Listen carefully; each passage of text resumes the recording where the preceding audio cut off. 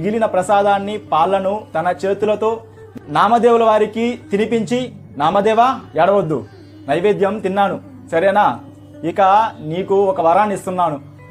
నువ్వు ఎప్పుడు పిలిస్తే అప్పుడు నేను వస్తాను, నీకు ప్రత్యక్షమవుతాను.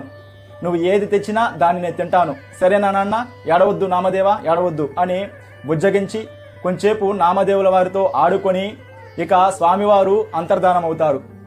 ఈ నామదేవుల వారు ఏడవడం చూసి బయట ఉన్న తల్లి గుణాబాయి, నాము నాము ఎందుకు నాన్న ఏడుస్తున్నావు, నాము నాము అని అరుస్తూ ఉంది.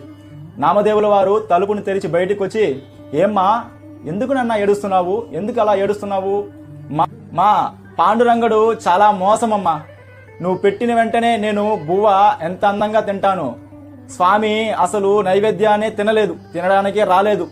నేను ఏడ్చి చాలా సేపు తర్వాత స్వామి వచ్చి నైవేద్యాన్ని పాలను తిన్నాడు.